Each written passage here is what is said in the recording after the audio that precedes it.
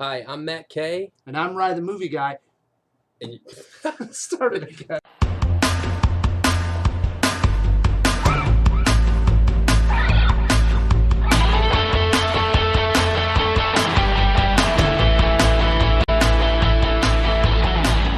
You're listening to CinemaJaw, the greatest movies podcast ever. Hi, I'm Matt Kay. And I'm Rye the Movie Guy. And you're watching CinemaJaw. And this week we're talking about the new increase from Netflix. I know this is a big controversial thing. People are up in arms. A lot of consumer backlash on Twitter and Facebook, everywhere. People are pissed off. Yeah, well, I mean, Matt, you're a subscriber and a long-time Netflix backer. Really, it affects you the most, because I do not subscribe to Netflix. You're missing out, I think. You know, I honestly, when I woke up, I was pissed off about this, and then as I sat down and thought about it, did the research, I kind of, you know, hate to say it, I kind of see where Netflix is coming from. What? You gotta be kidding me. Well, here's the thing. It's like this. Who has the best catalog on the internet as far as films? Well, I don't hear that Netflix has the best. You think they have the best? Well, they don't have the worst because, I mean, what's their competition? Like Hulu? It's fine. All right, so you got Hulu. YouTube is renting movies now. Amazon Video on Demand and Blockbuster, which I know you're a fan of. And then there's also a site called Crackle, which is completely free, but only has certain titles, usually like second run stuff or stuff that's been around for a long time. And it's ad supported. So. Yeah, so basically what was $10 for Netflix streaming and one DVD at one time is going up to $16. That's true. And you're okay with that? Are you going to bump all the way up to $16, or are you just going to eliminate the DVD and go with the $8 streaming? Well, actually, I have a 2 DVD plan, so my price is going to be $20. But this is the thing. This is what I'm trying to say, is when you compare it to cable television, right. you pay what?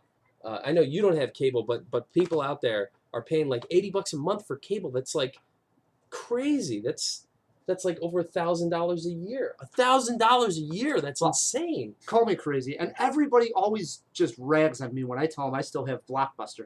But I don't know anybody who sees as many movies as I do. And Blockbuster works for me for this simple plan. One, I have a Blockbuster still near me.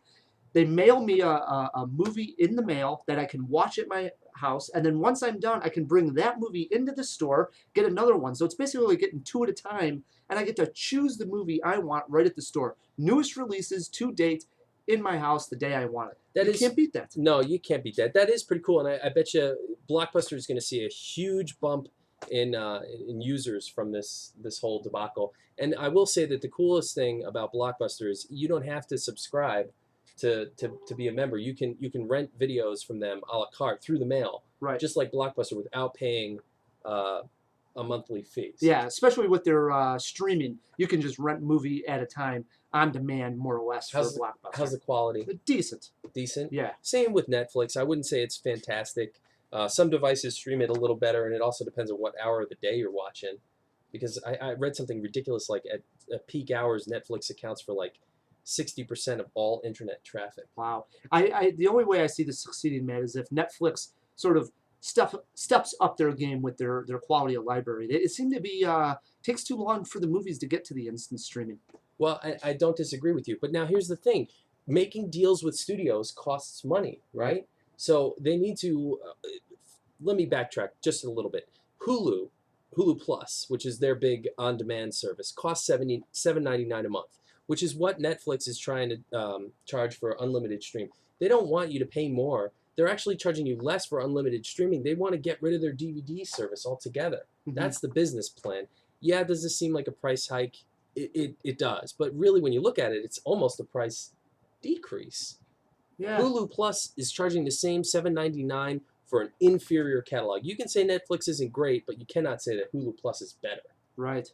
It sucks. Twisted my arm. So see, I'm almost getting you to agree. Yeah, so I'm giving it a jaw up here for the new $8 plan for unlimited streaming. You are? Yeah, it's pretty good. This is beautiful. I'm still sticking with Blockbuster, though. I'm a Blockbuster guy. I don't disagree with you. Blockbuster is probably the best alternative to Netflix. You can also look at Amazon, like I mentioned, and a couple of things I didn't mention. YouTube has movies. You can get them for $2 or $3 a pop, depending on how new they are. Sure. And Crackle, which has all free content, but it's ad supported. I think I did mention that one. Yeah, and one more thing about Blockbuster, different than Netflix. Blockbuster does not charge extra for Blu-ray, which I believe Netflix does. And you know, in all fairness, I will say this in Blockbuster's behalf as well. You can also rent games on the same plan. Absolutely. So if you're a gamer and a movie lover, you can really benefit from being a Blockbuster customer. Netflix is probably on way more devices. In fact, not probably, it is on way more devices. But that ubiquity is probably going to falter as a result of this price increase. Yeah. So that's our 2 cents. That's our 2 cents on the Netflix price hike. Catch us next week when we review, or I shouldn't even say next week, next episode, Yeah. when we take a look at The Lincoln Lawyer with the Shirtless Wonder. I played with Lincoln Logs as a kid. Did you? Yeah, I did. Any Lincoln Logs in the Lincoln Lawyer? No, just a Lincoln Town Car. Okay. And Thanks. Matthew McConaughey's chest.